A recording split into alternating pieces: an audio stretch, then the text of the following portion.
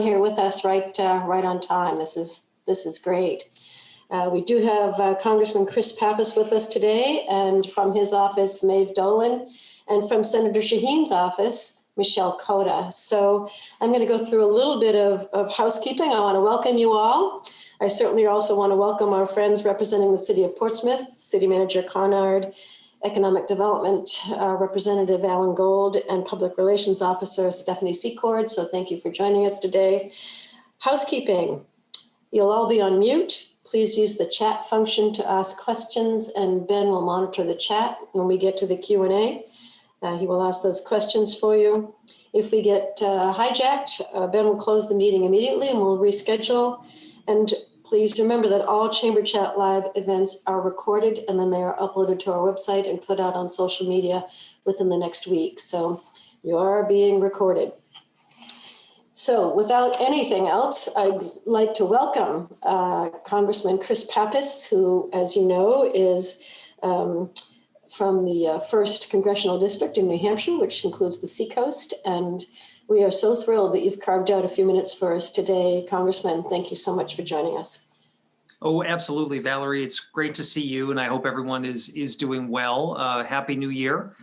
And look, as we move forward, we hope to continue to be able to connect with you all. And I'm pleased that Maeve from my office is on, as well as Michele from Senator Shaheen's office. And please know that our offices stand ready to assist anyone who's having issues with any of the federal assistance that has been announced, any of the small business programs. Please don't hesitate to reach out. And I'm sure the relevant staff members will put their information into the chat so you know how to reach out to them directly. But it's great to be with you. I just got back from Washington late last night. It was an important week for our country to make sure we moved forward and had the peaceful transfer of power that is the hallmark of our system after all. We're very thankful and grateful for the members of the National Guard, including 52 members of the Guard from here in New Hampshire that were stationed down at the Capitol, helping to keep the peace, helping to ensure that the ceremony could go forward. And I know a little bit has been said about that in the last 24 hours. We're very concerned about some of the conditions the Guard members found themselves in after apparently the Capitol Police, pushed them off to parking garages and other facilities on the perimeter of the Capitol. That situation's been corrected, and we've made our office space available to anyone who needs it. It appears that the New Hampshire Guard members will be back tomorrow, and we're just so grateful for everyone who showed up to help defend democracy and keep the peace in our nation's capital. And we know that they're all doing well and getting what they need right now, so that's the most important thing.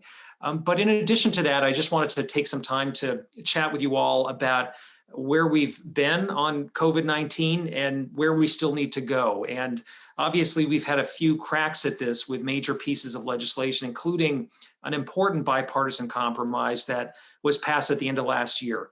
And I think this hopefully will help light the path forward for us on how we can continue to get things done and refine and redouble our efforts over time. Look, it appeared that things were sort of dead and fell victim to politics as usual. And it came down to a bipartisan group in the Senate and in the House that pushed forward a framework that then helped jumpstart the process. And we ended up getting something over the finish line just before the end of the year, signed into law by the president.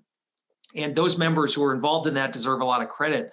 And I think the value of that is in the second round of support that we're getting for our small businesses and the way that we were able to refine it and target it to those who needed the help the most. I think you all are probably finding out about the new round of PPP and what that means.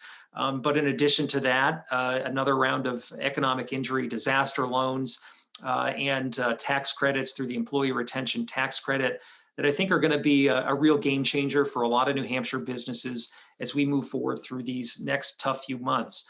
So we want to continue to find ways to understand how that's all working for you. So please don't hesitate to let us know about your experience or let us know if you need help accessing any of those programs.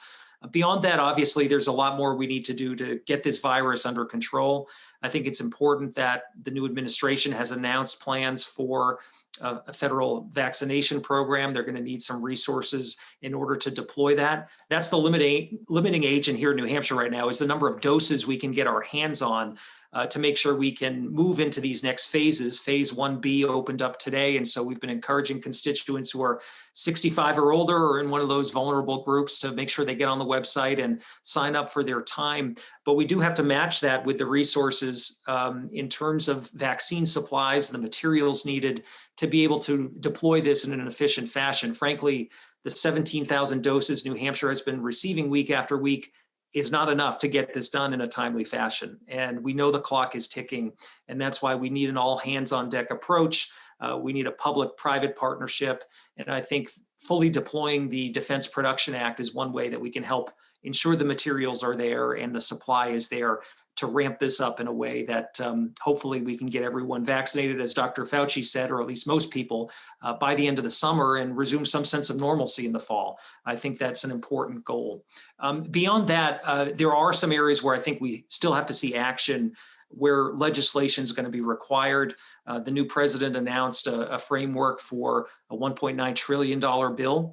So we're sizing that up and figuring out how we can move forward on that. I think there could be the potential to get some early wins, maybe even outside of a bigger package. You've heard the talk about additional direct checks to individuals who need it in the form of $2,000 payments.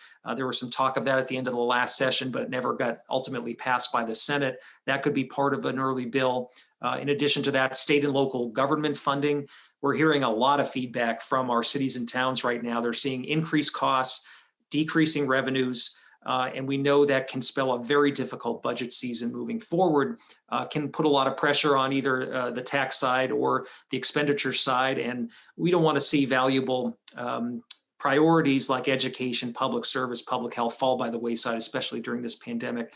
So that's an important priority. And we'll be looking at additional things that need to happen. But as I mentioned, the effort around vaccination and public health has got to be front and center. I think all of us who are business owners are, working on Main Street understand the need to do this. Unless we can fully deploy this vaccine and keep people safe, we're going to be hard pressed to get back to where we need to be with our business climate. So I thank you for all that you stand for and all that you do. You've provided us lots of opportunities to hear you out and understand ways that we can recalibrate some of the legislative efforts that have been going on in Washington. And there clearly is more to do. And as I mentioned at the top, really the way that we got the last bill done is going to be the way that we need to act in the future. We have a very close split in the Senate and in the House between Democrats and Republicans. And if we're looking to meet the moment, we've got to do it together. That was the message from the president during his inaugural address. He called for unity. And look, unity doesn't mean uniformity. It doesn't mean unanimity. It doesn't mean we all agree on everything all the time. But it means a respect for institutions, a respect for the deliberative process, and a real purposefulness about how we have to go about this. We do need a sense of common purpose as a country. This is akin to a mobilization in a wartime effort to get everything geared up and to be able to work in the same direction. And we all have a role to play in that process. And I hope we can use everyone's talents to the greatest ability possible in order to find this way forward and turn the corner as quickly as possible. So thank you for all that you do on that front. I think I've got some time, Valerie, if you want to queue up a few questions, we're happy to stay for that. And I know the staff will stay on the line for some further discussion and Q&A afterward as well. That's great. Thank you so much for staying with us for a few minutes longer, Congressman. We appreciate that. First of all, I want to thank you so much for the hard work and effort that you did that allowed C6s, 501c6s, to be eligible for the programs, the PPP and the EIDL. As you know, we haven't been eligible for any of that. And boy, is it going to make a difference to us to be able to access the PPP. I was telling Maeve and Michele before you came on that I filed my PPP application this morning, and I'm so excited for it. So thank you so much for all of that hard work. I think one of the things, Ben, did you have any questions? Because I do, but I will let others go first. There's none in the chat as of right now, so okay. Have at it.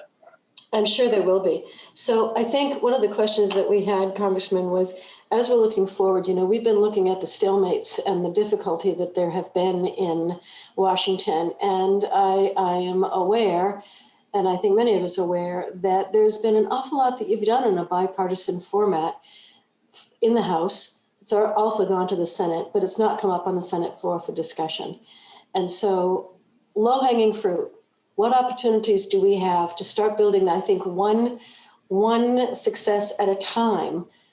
What's that low-hanging fruit that you're looking at that you think will help to unify both the House and the Senate? Well, there are some big outstanding issues from last session that are going to involve some increased sort of attention and focus. And I think we've got the pieces in place to do that. One area is addressing climate change and making sure that we are able to sort of rise to the occasion, understand what's over the horizon, and know that the cost of doing nothing is far too great for all of our communities, especially those in coastal locations, frankly. We did see some good wins in the end of year appropriations bill and things dealing with renewable energy tax credits. And in addition to that, we had an energy storage provision that got in. But I think we're going to be thinking longer term about how we can lower emissions and how we can get to net zero in terms of our emissions in the energy sector by the year 2050. There's major legislation on that, and I hope that we can consider that and put that on the floor for a vote. I'm working hard on the transportation infrastructure side, and so that's the second area where I think we have a big opportunity to act over the next term. And we can do that in a way that's responsible on the climate end and builds in resiliency into our infrastructure. But I think we can do it in a way that is really helpful to get our economy moving again as well and put people back to work. The federal infrastructure investment has long been sort of a lagging piece of the puzzle. And there's more that can be done to make sure that we have support for our water systems and wastewater treatment, for our broadband, for our ports and airports. And so we're going to make sure that this is a comprehensive bill that's paid for, that can bring some investment back here to New Hampshire to support the backbone of economic success. Broadband is one area where I think there's wide-ranging agreement across the aisle on this. There's been a lot of work on this front. And if we can realize some additional dollars to help do the mapping and deploy the wires, we really can ensure that all communities across our state, even in rural and underserved areas, are connected or able to fully participate in the economy and access vital services that are increasingly going online. So that's going to be one important piece of the puzzle. But I would expect that climate and infrastructure are two areas that maybe were left unaddressed the last couple of years where you'll see some significant action this term. That's fantastic. And I think we do have some questions now, Ben, and I'll let you do that. But I just want to say that there's nobody knows better about the issue with broadband than people with children at home. So trying to get to school and trying to access the school system. So you are absolutely on the right track with that one for sure. Ben, I think you've got some questions. Yeah, there's a number of questions that came in. The one I think that we have time for is about the new stimulus bill, including a large amount of money for K-12 education. How is that being targeted in order to get our children back into the classroom, in-person learning? Well, I think we all know and have a value for the need for in-person education. And I worry, as I'm sure you all do, about the direction of that and our ability to sort of restore in-person education. All districts are not equal. Some are equipped with the technology, the ventilation systems, the space they need to do it. Others aren't. And so I think we need a couple of things to happen. One, we need to make sure the vaccines can get out to our essential workers, our educators, and our school professionals to make sure that they're safe in the classroom. But also, number two, we do need additional funds to be able to make the upgrades and investments, especially in things like technology and ventilation to make this work, but also longer term to support budgets, because as I'm talking to our local officials, they're all seeing increased costs and they're seeing decreasing revenue. There was an important step, I believe, the administration took to address the issue of FEMA costs that were incurred by school districts. They're spending a lot of money on the proper PPE and sanitation practices. And making sure that's fully reimbursed is crucial to ensure that local budgets aren't hit by that. But there are other costs that are being incurred, and we've got to look at that in a way that we can soften that blow to make sure we don't see cuts in these areas. This is important to our kids, to our families, especially to our working families, that we can restore safe in-person environments, classrooms. In addition to that, more long-term, economy of life here in New Hampshire. We thrive as a state in part because of our great system of public education. We can always get more needs to be done, but we've got to make sure we can at least what we have there and don't see it wither on the vine through this period. Yeah, and I hate to play timekeeper, everybody. It is 1:15 right now. I think this is coming up to the end of our availability, Congressman. I'm not sure if you have time for one more, if we might have to jump. Yeah, let's take one more and then we'll turn it over to you. Okay, great. Another question came in on any details yet on the 100,000 people who may be hired to help distribute the vaccine. I haven't heard anything further on that. I know we're really lucky in New Hampshire to have the National Guard as part of that effort of setting up and manning vaccination sites. Clearly, as more doses become available, we will need to have more people available to put needles in the arms and vaccines in the arms of Granite Staters. And the state has plans that are in place to ramp up those efforts. One of the crucial pieces here with respect to the National Guard is the administration just took a step to make sure that that was 100% federally funded through the end of the fiscal year at the end of September. So that will help provide the Guard and the state the ability to continue to lean on our National Guard as a resource and for their manpower to be able to be part of that vaccination effort. So that's really crucial for our state moving forward. But we'll continue to pay attention to those efforts and whatever we can do to get more folks sort of part of that effort here in New Hampshire, we'll support it. I know the state has done a good job at really reaching out to retired medical professionals, those who may not be working as much on their normal job, but who may have the credentials to be a part of this. And we continue to encourage folks to sign up and see where you can help there. Thank you. Maeve, you're going to take them away? I think we might have to jump, but hopefully we've answered some of folks' questions, and I'll stay on the call. And if anyone thinks of anything, after we wrap up, I just put my email and my phone number in the chat, so folks should always feel free to reach out to me, and we can circle back on any unanswered questions. But sorry to cut us off here. Well, it's great to see everyone. Valerie, always great to see you. Best of luck. And I'm glad that you could finally apply for that PPP. Me too. Thank you so much. You played a large role in that, and I truly appreciate it. Thanks for making the time for us today. We know you've had a very busy and very exciting week. So thank you so much for being here, and welcome home. All right. Be well. Thanks. Thank you. You too. Bye-bye. Maeve, one quick thing that I want to say, in just continuing what the Congressman was just saying, that volunteers, we have the National Guard, we have all the people with medical experience who can jab people, but there's an awful lot of us out there who would still like to help, but do not have that medical experience. So I just want to recommend that anybody who feels like they have a couple of hours a week and you can help out, New Hampshire responds.org. And Ben, maybe you could throw that up in the chat for us.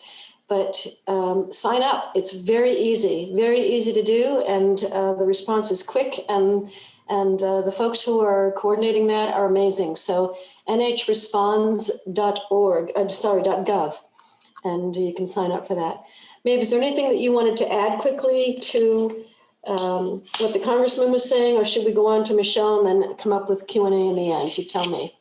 No, yeah. I mean, I think Michele will have so many wonderful things to share with the group, but just wanted to reiterate, if anyone has follow-up questions, I'm always happy to circle back on those.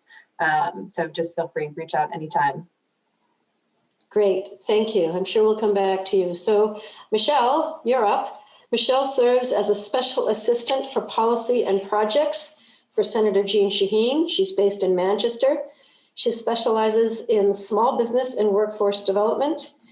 Prior to 2019, Michele had 13 years experience working for the New Hampshire Division of Travel and Tourism Development in international trade relations and marketing. And I can say that I have traveled with Michele all over the place, and I know her to be one of the smartest cookies I know. So we're really pleased to have you with us, and so pleased that you're representing the senator. Take it away, Michele. Hey, Valerie. Yes, thank you so much. I know that we had a lot of really good times traveling across the world, and I think I am thrilled that I can actually continue working with our businesses in New Hampshire, just in a different capacity. And I still get to work closely with you, Valerie, at the Chamber, which is just a real treat. And I'm looking through, I'm in gallery view, so I'm looking at a lot of your faces, and I can see so many familiar faces. It's great to see you again. And a lot of people I haven't had the opportunity of meeting yet. I'm looking forward to meeting you in person at the next safe opportunity. So, which hopefully people start to come back to a little bit of normalcy as this year goes on, and the vaccine rollout speeds up a little bit. So, but yeah, it's a pleasure to be here with all of you. And I just have to say, first off, it's an honor to be able to be at the same panel with Congressman Pappas and my counterpart Maeve and the rest of his staff. And I, you know, he's such a smooth talker, and I think he's brilliant. So he's a really tough act to follow sometimes, but I'll do my best. And I appreciate you welcoming me with you to represent Senator Shaheen today. So yeah, so I have to say that one good thing is with our delegation, a lot of good things is that we stay in close contact with each other pretty much on a daily basis. I mean, just this morning, Maeve and I met with the New Hampshire district staff at the SBA.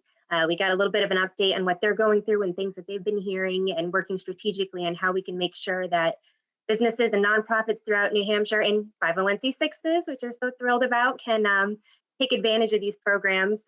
Some of them were still waiting on administration guidance on how they would be used, but to see the PPP turn around so fast, of course, it's more turnkey, but with very key improvements to the program. That program could not have gotten out fast enough.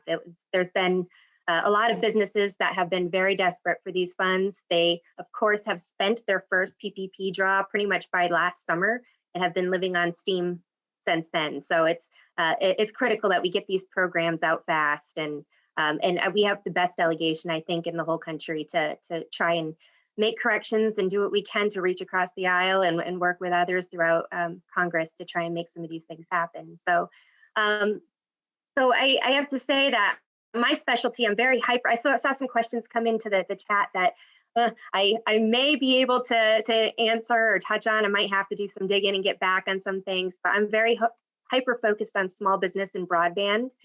One point I just want to say is that that it's really, we owe so much gratitude to our frontline workers, those people who are still right now administering vaccines, are still making sure that we have access to food, energy, and transportation. It's at the start of this whole pandemic, before we knew how deadly this virus really was, they showed up every day to make sure that we had access to critical goods and services, and I think they're nothing short of heroic. And I also wanted to draw a special gratitude and thanks to the work that our lenders, our different banks and CDFIs and credit unions have done to adopt and have buy-in to the PPP program. That program would not have worked if it did not have lender buy-in to roll this out. And last spring, it was rolled out in a very confusing way. They received guidance less than 8 hours before the program went live, and there were corrections that happened throughout the summer. But I think we pretty much got it ironed out. There may be a few other things that need some clarity on, such as making it more clear what receipts are for nonprofits and those types of details, which I'd love to hear some of your feedback from the people on this call as well. But yeah, essentially this pandemic, I know I tend to ramble. I'm so sorry, Valerie. I tend to talk a lot, but I just wanted to close probably by mentioning that, I mean, this pandemic has been costly to businesses in many sectors, but it does impact our sectors discriminately, especially those that are social industries, those that are brick and mortar. They've been, disproportionately impacted by this. You're seeing other industries aren't so impacted, or they had a fast rebound, such as like food packaging and production, things like housing and contracting work, things like online retailing and e-commerce. So it's really, and what that's done is it's really done a number on our economic integrity. It's so imbalanced right now, and people who are being affected with food insecurity and housing issues and substance use issues and you name it, it's just so unbalanced. And the effects of those types of issues are hitting other certain sectors, such as our service industry, a lot harder. So we really need to make sure that we can get the federal resources out there. We need to get the vaccine out there. That's going to be our one true ticket out of here, coupled with mask wearing. And hopefully we can work on keeping and maintaining the integrity of our economy. But yeah, I'm happy to take some calls, anything that I can answer, and whatever I can. I'll try not to step out of my lane too much. So, but I'll happy to look into anything else that I can do to follow up. So thank you. Thanks so much, Michele. Ben, it looks like we've got quite a few questions in the chat. Want to take it on? Sure. Yeah, I think one of the things that has been brought up several times throughout the summer, and I know it's probably still an issue, is a lot of people are making more money now through unemployment with the additional $400 a week than they were when they were working. How is that long-term how are we gonna get those folks back into the workforce, and what's the strategy for that? I can comment on that a little bit, Maeve, just to start. I know that this has created some challenges, especially for certain service industries or lower wages industries, for when it comes to almost like competing with unemployment to fill positions. We had and on top of that, before the pandemic hit, I know we were experiencing a shortage in workforce to begin with. So it definitely did not make certain things easier. But the unemployment program, you cannot collect unemployment if you have a credible job offer. So I do know that's one thing that that hopefully will help to make it so it's not so abused. So if someone is receiving job offers, they have a chance to return back to work. They can't turn down that job and continue to collect unemployment. And plus the $300 was a heavily negotiated lift on state unemployment. That number was settled on and through pretty intensive bipartisan negotiation to come up with one that would minimize that impact, but also be still something that individual states with varying technological capabilities could administer. There's some other states that don't have as much technological capabilities as New Hampshire does to have varying degrees of unemployment, but it had to be uniformed enough that every state could administer this. And the third point I wanted to make about the unemployment lift, and especially when it comes to pandemic unemployment assistance program, the PUA, we find that a lot of independent business owners without employees or consultants, depending on how they compensate themselves, they may find that the PPP is not enough to fill that hole for them. And they have to look at, they have to weigh both those programs. They may actually find out that they're able to sustain their livelihoods a lot better by going with the unemployment lift in the PUA instead. So it helps with that sector, which is just, when it comes to calculating PPP, it's not as smooth and cookie cutter as some others. So it does help with that particular sector. So.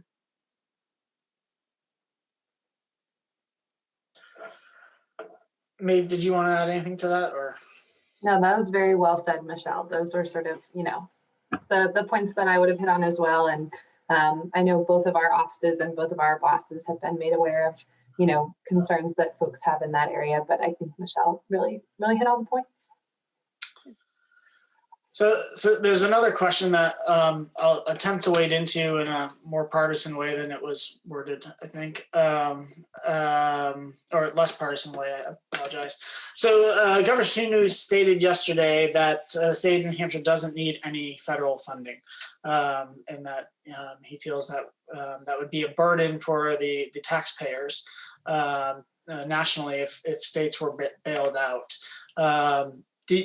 and I listened to his comments yesterday. He did make some comments about some states may need that, and he claimed that they were poorly managed. How do you foresee going forward with the need to support some states and some states not needing that support, and how do we do that equitably around the nation? That's a big question. I can jump in again on this as well.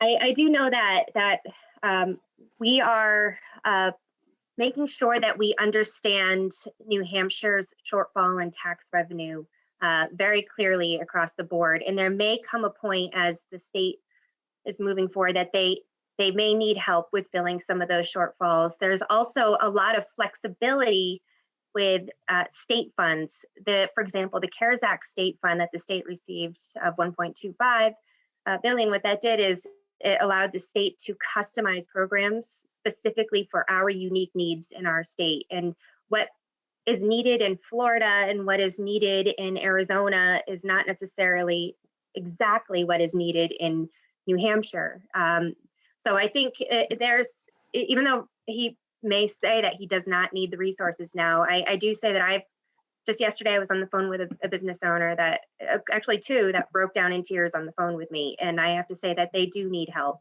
beyond just the PPP.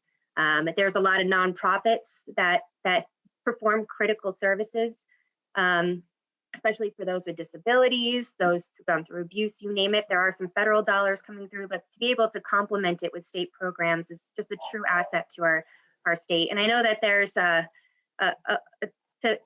the concern about the debt concern is definitely a question that is being looked at by some of the most brilliant people in this country. And there has been agreement across the board, including from our past Treasury Secretary and our incoming one with Yellen. It's saying that we need to do what we can right now to save our economy, and we'll address this next. And that has been the approach that Senator Shaheen has also said in some of her talking points as well. We need to survive this and then address how we come out of this after that. So, but yeah, I think there's a lot of benefits to. There's one program, the SSBCI program, which is it's a financing program that was used to help draw our country out of the 2008 crisis, and that went on, and it went on to about 2015.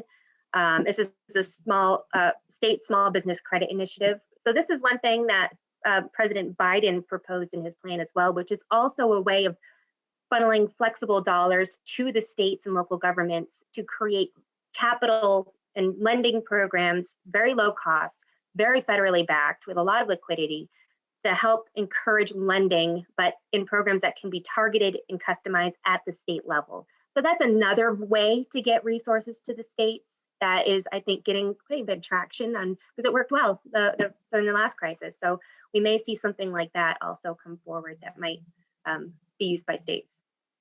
So.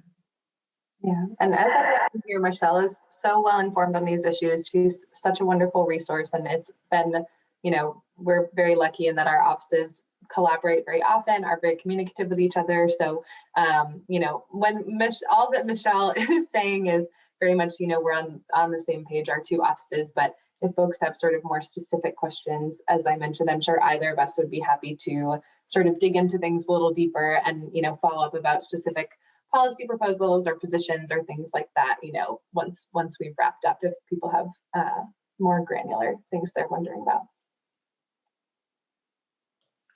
Great. I don't see any additional questions in the chat. I don't know if Valerie, if you have some you want to bring up. Unmute. That is going to be the phrase of the year, isn't it? Please unmute. So my thoughts lead towards, I understand that climate change and transportation and infrastructure are some of the major issues that need to be addressed. There's a lot of things that are going on now in Washington.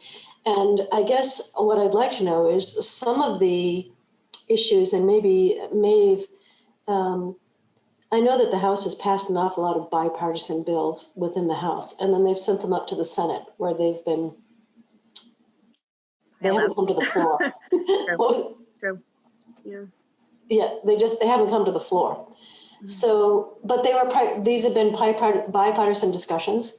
And I guess my question for the House and then the Senate is going to be, what are some of those bills that you think that we can now get passed that are important to our business community, or even just important in general? But if you can narrow down to the business community, and I know that's a big ask,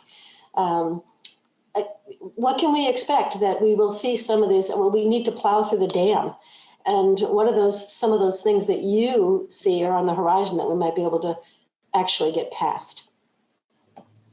Yeah, well, thank you so much for the question, Valerie. And, you know, as a lot of folks know, I work out of our New Hampshire office, so I have a little bit less, you know, closeness with some of the day-to-day goings on, you know, on the floor, and with some of the specifics about, you know, the nuances of the ways that bills are brought and considered. But, you know, I would just say that, as you mentioned, the many members of the House, including the congressman, have been, you know, putting a really high premium on bipartisan compromise. And, you know, that's been a huge focal point of, you know, many of the bills that have made their way to the Senate, and, you know, as well as a lot of the COVID relief funding that we've seen passed recently. So, you know, I think I can speak to the fact that that will continue to be a very high priority in the 117th Congress. And,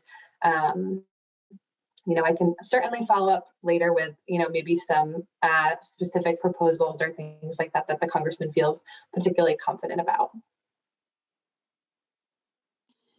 Thank you, Maeve. And I know that's a tough question. I don't mean to put you on the spot at all, but if there are things that come top of mind, and so Michele, I'll ask you the same question. What's top of mind for you? Yeah, I mean, your point about there being a bill bottleneck or a pile up on McConnell desk is true. I think that we're seeing that a number of bills that have been introduced, for example, Senator Shaheen helped introduce the bill to mandate the use of the Defense Production Act a while ago.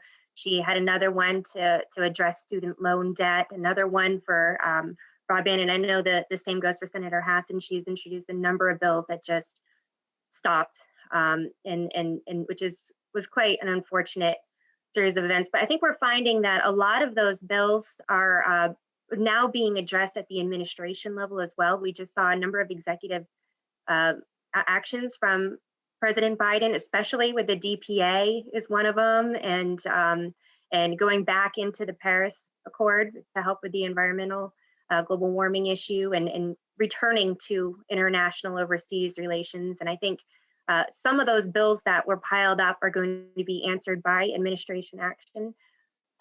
Others will probably be rolled into an upcoming stimulus bill. I wanted to just mention that these last two bills, omnibus bills that went through, Senator Shaheen views those as COVID relief, not as stimulus. It's plugging the hole in the sinking ship and keeping us floating.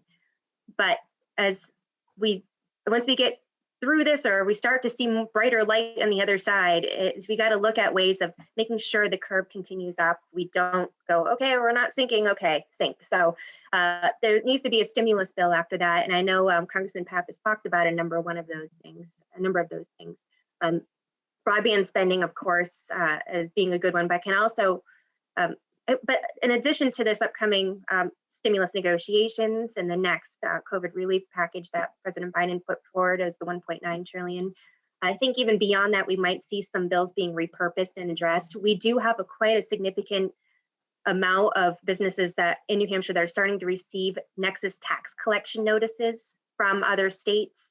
There's no parity from state to state, from district to district. It's chaos right now for Nexus and sales tax collections and obligations and income tax obligations from other states, thinking they can collect it from our New Hampshire businesses. The state of New Hampshire has done what they could to create a shield around us in that issue area, but I think we're going to start seeing some federal lead on this to create parity at least. Our main objective was to get reverse Wayfair decision altogether, so New Hampshire would not be burdened with this, but it's not looking like we're going to get it support across the country to do that. So we'll have to look at ways to create parity. I also think we need to look at the charitable tax deduct credit as well, to allow for and encourage more private interest in donations into things like our nonprofits and museums and historical landmarks and those types of charitable giving. And I know that the amount of deductions allowed was not nearly as high as Senator Shaheen wanted it to be. She had a bill that was dramatically more than what was recently included. So I think being able to encourage private investments as well through these tax incentives, we're going to see some legislation on. So, but again, like as Maeve mentioned, I'm up here in New Hampshire. I'm not the person with the pen writing the bills and knocking on other offices. So our DC team can definitely fill in more status details on any bill of interest. So. Thank you, but I do think that you've addressed two things that are important to us. One is the Wayfair decision and the nexus for sales tax. We just had a seminar last week, I think it was, with tax accountants who gave our retail community some information on that. And I think their heads were spinning by the end of it, because you're right, there is no parity. And so that, at least, if our retailers have to pay taxes, remit sales tax to other states, at least it'll all be clear and not different nexus requirements, whether it's number of sales or number or dollar amount. So that's fantastic. There's still a lot of confusion about that. So thank you for bringing that up, and certainly raising the charitable donations. We know it's at $300 now, right? The above the line for your taxes, and that would help our nonprofits who, as you know, both of you know, are suffering greatly. So thank you for raising those two questions. They are important to us in our community. And going back to the retail just for a second, as all of our retailers are trying so hard to get online to save their businesses, all of a sudden they're faced with this roadblock in front of them that says, if you sell too much to New York or you sell too much to Connecticut, you're going to have to pay sales tax, and that's going to cost you a lot of money in registering and annual reports and so on and so forth. So it's such a critical issue that I'm glad to hear that the senator's still working on that. Yeah, so there's thousands of tax jurisdictions, not 50,000. Right. Like, how can an individual small business do this? I know there's a streamlined sales tax project, which helps with about 20 something different states and those jurisdictions within. But beyond that, like you said, New York and California are not in the SSTP project. So you have to somehow figure it out yourselves or pay for expensive software to try and figure it out. So it's a real issue. And I think we haven't really experienced the full wrath of this issue yet, because most states are trying to wrap their heads around it themselves. They haven't really gone after anyone just yet, but they can do it anytime 10 years prior. So you got to be prepared now. Be prepared, yeah. Yeah. Kansas, first dollar you ship to $1. Kansas, Yeah. $1, and you have to pay sales tax. What? Yeah. They're loving this bill. They love this court decision. It was not a bill. This was made by decision by the courts, not a congressional decision. So it's right. Yeah. Right. Thank you, Ben. Do you have more? I think I saw more questions Yeah, coming we in. did have a question come in. It's from Steve Varnum. Community development financial institutions, they customize not only loans to businesses, but they also provide very valuable coaching and technical assistance and are a much more supportive environment. Might a strategy be to increase some federal funding to those organizations to jumpstart some relief? There's been some funding through the Economic Development Administration, the EDA type of EAP loans, assistant planning loans. So those could be used to help assist and develop programs and help with administrative costs as well. But yeah, you're right. CDFIs are incredible, access to a whole group of LMI communities, and to have them have various resources. I know in this latest bill, it did include a significant amount of CDFI funding available, but that's for the purpose of, and it only goes through depository CDFIs, but it helps with repurposing lending products for businesses as well. So looking at giving them better tools under their tool belt, plus having other grant resources that are available for them. So those are a couple ways. But yeah, there's something they're an entity to really look at as a tool for relief and growth. So Thank you. I don't see any more questions there, Ben. Do you? Okay, good. So I think what we'll do is I left some chamber information for the end because we only had the congressman for a few minutes. So I'm going to go through some of that. I'm going to encourage you to stick around because we do have a couple of things that we want to share with you at the end. So I will be quick here. Just want to remind people that the Seacoast Safe Pledge, the main reason that we're going to get people coming back into our businesses is if people feel safe. So we're wearing masks in our businesses. We're requiring people who come in to wear their masks. It's important that we continue to do that. And you should make sure that you sign up for the Seacoast Safe Pledge. Go to visit seacoastnh.com, take the pledge. You get a copy of what it is that you're pledging for so that you can post it in your business, which says we are doing absolutely everything within our power to follow the guidelines from the CDC, the WHO, the state, the local authorities, health authorities, to keep our staff and you safe. So you get a little window cling that you can put on your window. And I have to say that I've gone into a couple of shops recently, and I was so happy to see those clings on the front of their windows, knowing that they're doing something to keep me safe as I go in there, because I'm trying to keep myself safe too, also. So please sign up for those. We've got almost 200 businesses in the Seacoast that have signed up already. Keep signing up. Reminding those who are in the lodging industry that we have a lodging brainstorm meeting next Tuesday, because I think, and Michele and Maeve, you can say, jump in here on this, I think there's going to be a tsunami of visitors. Once people feel safe, once the more people are vaccinated, there's so much pent up demand. All the surveys that we're seeing are saying that, people they don't even care where they go anymore. They just want to go somewhere. So how are we going to take advantage of that in our community in the Seacoast area? So we have a lodging brainstorm meeting next Tuesday at 1 o'clock. We have a restaurant brainstorm meeting next Wednesday at 12:30. And we have a morning mixer on Friday, February 6th. So join that and have some fun with that. You should visit our calendar on portsmouthcollaborative.org for business news and events, because we're always putting new things out there. And we still have an awful lot of programs that are ongoing, even if they are virtual. So please join us. And we already talked about NewHampshireResponds.gov. Please sign up. I have. It's very, very simple. I can't wait to be assigned. So also, you should be following the City Manager's Advisory. Stephanie Secord does an amazing job of putting out the most comprehensive information on financial opportunities, where you're going to get your resources.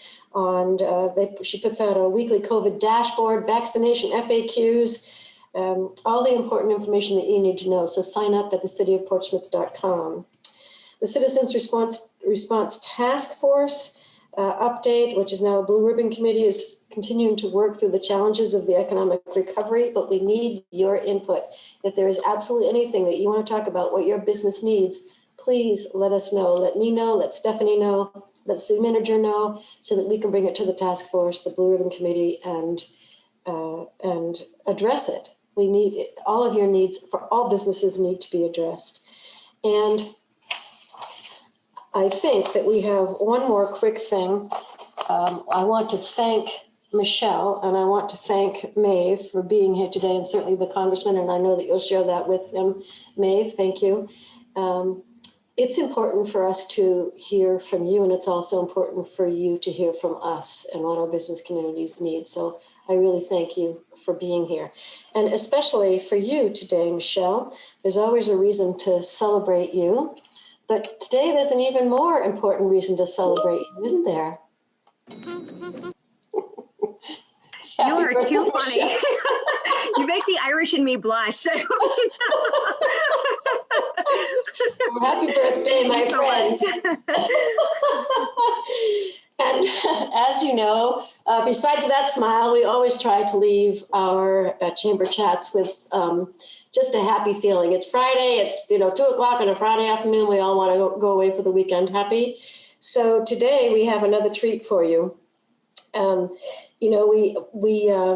hear me say this all the time. You're probably sick of me hearing me say it, but we need 11 hugs a day to thrive, not just to survive, but thrive. And since we can't give each other physical hugs for the most part, kind words or smiles or just saying something nice to somebody is a hug, and it counts. So let's listen to the PSO, the Portsmouth Symphony Orchestra. They produced a beautiful, beautiful video for the community for New Year's.